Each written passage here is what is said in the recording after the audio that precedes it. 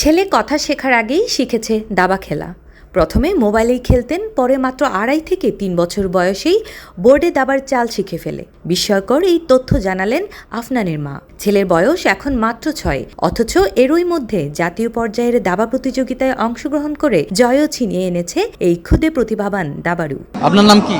আফনান তাজওয়ারা। বয়স 6 6 বছর বয়সে আপনি খেলতে চলে আসলেন দাবা। এখানে তো আপনার বয়সে আপনার অনেক সিনিয়র অনেকেই আছেন, ভয় করে নাই? আগে করতো, এখন ভয় করে না। আজকের খেলার মধ্যে কেমন করলেন? কয়জনকে হারিয়েছেন? একজনকে। ওনার বয়স কত হতে পারে? আপনার চেয়ে বড় না ছোট? বড়। কত বড়? অনেক বড়। জি।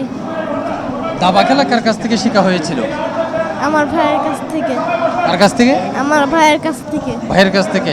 আফনানের স্বপ্ন একদিন দাবায় গ্র্যান্ড মাস্টার হওয়া। তার বাবা মাও ছেলের এই স্বপ্নকে ঘিরেই বুনছেন নিজেদের কল্পনার জাল। তারা মনে করেন শিশুর সঠিক আগ্রহকে যত্ন করে লালন করলেই ভবিষ্যতে দেশ ও জাতির জন্য গৌরব বয়ে আনতে পারে। মোবাইলে বাচ্চারা গেম খেলে না, ওই রকম গেমের মধ্যে আমরা যেহেতু বোর্ডে, ওর বাবাও দাবা খেলে, আমিও খেলতাম, আমরা তার ট্রেনিং প্রাপ্ত না, এমনি পারিবারিকভাবে খেলতাম আর কি। তো ওখানে ও কী করতো, আমাদের খেলাটা দেখে আমাদেরকে বিরক্ত করতো, তো আমরা ওকে মোবাইলটা দিয়ে দিতাম। ও মোবাইলটা দিয়ে ওখানে মোবাইলে মজা পেত, কারণ ও একটা টিপ দিলে তো আর একটা মোবাইলে অটোমেটিকলি দিচ্ছে। এটার জন্য ওর তো শখ নাকি গ্র্যান্ড মাস্টার হবে। না, ভালো করলে তো বাবাও খুশি, আমিও খুশি। সম্প্রতি চট্টগ্রামের নাসরাবাদ গভর্নমেন্ট হাই স্কুলে অনুষ্ঠিত হয়েছে international rapid rating chess tournament 2025। এপ্রিলে 12 তারিখ আয়োজিত এই আন্তর্জাতিক রেটিং দাবা প্রতিযোগিতায় দেশের বিভিন্ন স্থান থেকে অংশ নেন শতাধিক খেলোয়াড়। সেখানে নিজের চেয়ে বয়সে ও অভিজ্ঞতায় অনেক বড় প্রতিদ্বন্দ্বীদের সঙ্গে খেলে রাহিত জয় ছিনিয়ে নিয়েছে 4টি ম্যাচের মধ্যে 2টি, তাও পুরো আত্মবিশ্বাস আর নির্ভীক মনোভাবে। বাংলাদেশের আগে 2023 সালে থার্ড হয়েছিলাম, ওখানে চান্স পাইছি যাওয়ার। হ্যাঁ, আন্ডার-15 ওখানে ভালো। ওখানে পাকিস্তানের সাথে পড়ছিল, হারাইছিল। তারপর ইন্ডিয়ার সাথে পড়ছে, হারাইছিল। আবার শ্রীলঙ্কার সাথে হারছে। এটা একটা মাইন্ড গেম। এটা খেললে একটা মানুষের মাইন্ড শার্প থাকে, এটা বুদ্ধির খেলা।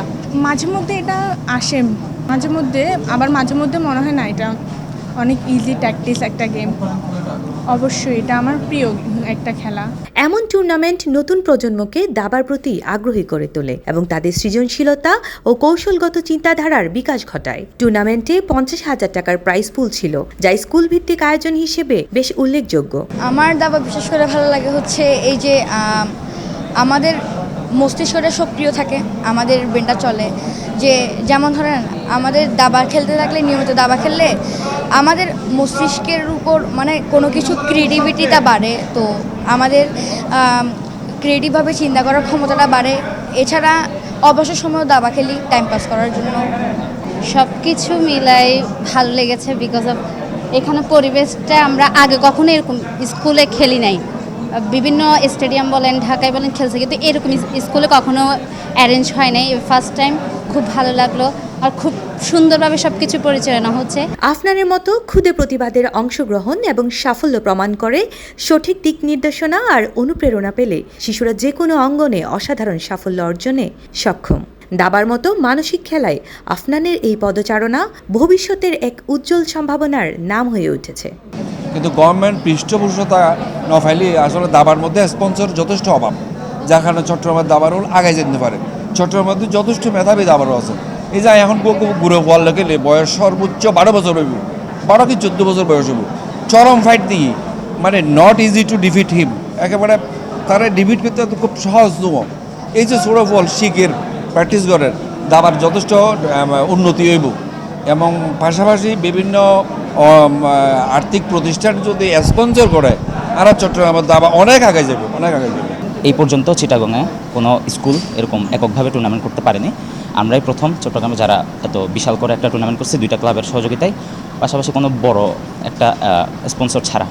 অ্যান্ড এটা আমরা আমাদের যে প্রাক্তন ছাত্র মুন্না ভাই, উনি হচ্ছে মুন্নাস একাডেমির ফাউন্ডার, উনি হচ্ছে স্পন্সর করেছেন। সাজিদা ইমা, সি স্পোর্টস, চট্টগ্রাম।